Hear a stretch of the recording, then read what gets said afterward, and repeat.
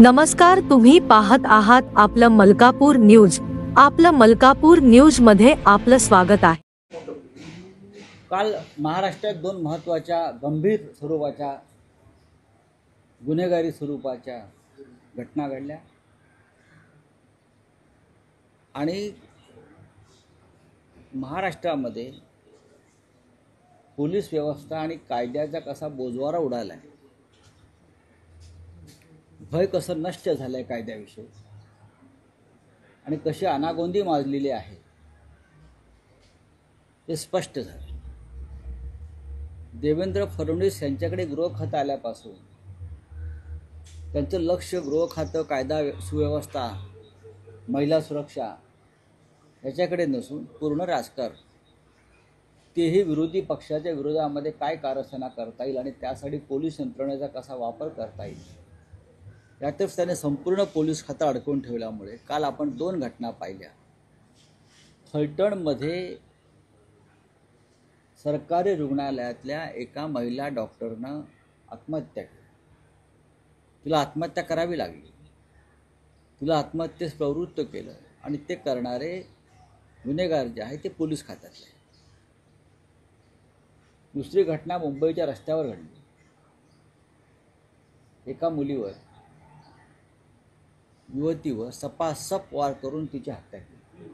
ठीक आहे, हल्लेखोराने आत्महत्या केली हा पुढला प्रश्न, पण मुंबईच्या रस्त्यावर सपासप वार करून एका मुलीची हत्या झाली.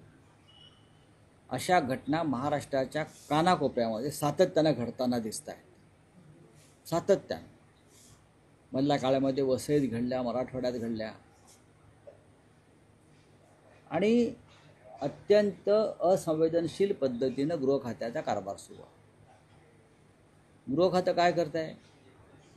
विरोधकांवर पाळत ठेवणं, विरोधकांचे फोन टॅप करणं, पोलिसांना विरोधकांच्या मागे लावणं. पोलिसांची जी व्यवस्था आहे ती या राज्यातल्या कायदा आणि सुव्यवस्थेच्या संदर्भात उत्तम काम करण्यासाठी आहे. पण पोलीस हे आमच्या पक्षाचे चाकर आणि नोकर आहेत. अशा पद्धतीनं त्यांना राबवलं जात असेल तर फलटण आणि मुंबईसारख्या दुर्घटना सतत घडत राहतील.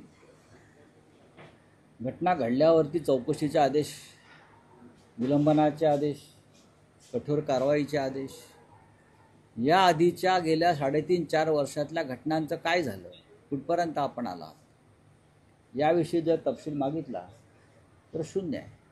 राज्याच्या पोलीस महासंचालकपदी एक महिला अधिकारी आहेत ना. राज्याच्या पोलीस महासंचालक पदावरती एक महिला अधिकारी आहेत आणि देवेंद्र फडणवीस त्यांना सातत्यानं एक्सटेन्शन देत आहेत, कारण त्या कार्यक्षम असाव्यात असं त्यांना वाटतंय.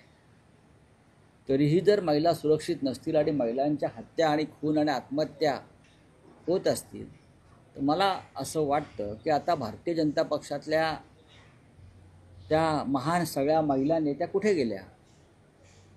हे जर इतर कोणाचं सरकार असतं तर या महिलांवरील हल्ले, अत्याचार, खून या विरोधामध्ये सत्ताधारी पक्षाच्या महिला नेतृत्वानं, महिला आमदारांनी रस्त्यावर तांडव केला असतं.